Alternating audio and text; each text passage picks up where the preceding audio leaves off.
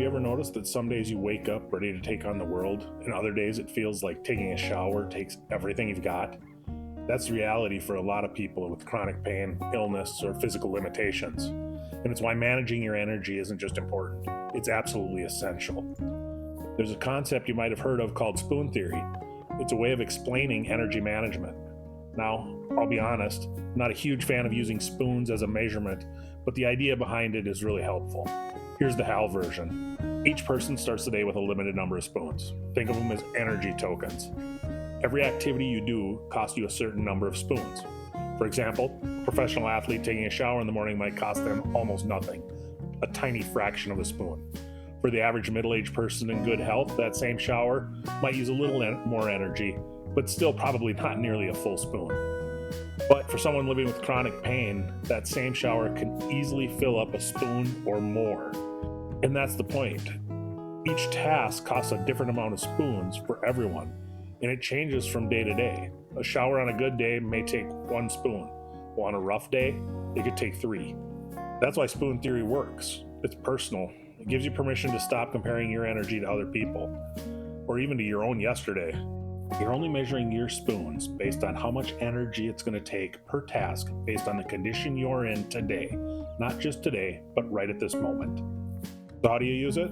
You start by planning your day realistically. Maybe you've got a shower, breakfast, some light physical therapy, a couple of short chores, and dinner on your list. You look honestly at your physical and mental health for that day and assign spoon values for each task according to the condition that you're in right now today. If you've already overspent before lunch, that's a huge red flag. It means you need to cut back somewhere or you're setting yourself up for a huge crash. Never a good plan to set yourself up for failure ahead of time. On the flip side, you might realize you have extra spoons left at the end of the day. It gives you a chance to treat yourself, maybe go out for dinner with friends or add something fun. The goal is to have flexibility. You need to adjust as the day goes on. If you have a slip at noon, you need to account for that in the afternoon by realizing that each task you have planned is going to cost more spoons than you had planned for originally. There are even apps out there that'll help you track spoons. Once you start tracking, it actually can help your mental health out too. At the end of a day, instead of feeling like I didn't do anything today, you can look back and see, well, I showered, I ate, I cleaned up, I fed the cats, I did my PT, I took care of the cat litter, brushed my teeth before bed. That's a good day. That's progress. That's moving forward. Here are the biggest lessons that I've taken away when it comes to energy management. Be honest with yourself. Lying about how much energy you have is only going to leave you feeling like you failed. Set realistic expectations. Sometimes underestimating your energy is way better because if you end up with a little left at the end of the day, that's a bonus. Secondly, you can't roll over spoons to tomorrow.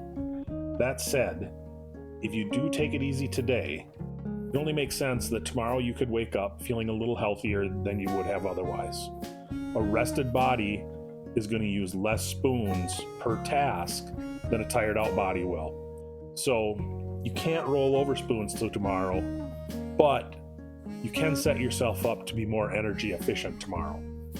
The biggest thing is you can't borrow energy from tomorrow. This one's really hard to get used to. Overdoing it today doesn't just mean that you're tired tomorrow.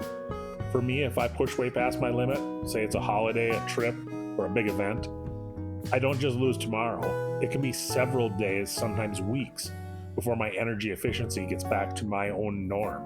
And that crash always costs way more than the moment of fun was probably worth. I'm still learning this lesson, but it's one of the most important ones for long-term self-care.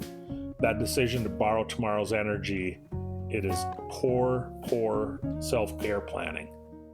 So whether you try an app or you just jot notes in a journal, I'd seriously encourage you to spend a month tracking your energy. You might be surprised at how much clarity it brings and how much better you feel when you measured your successes by what you did do and not by what you didn't. Hey, thanks for sticking with me to the end. I appreciate that. That tells me you found some value here. If you did, please click like and subscribe so this can reach more people who might need to hear it. Until next time, keep on swinging.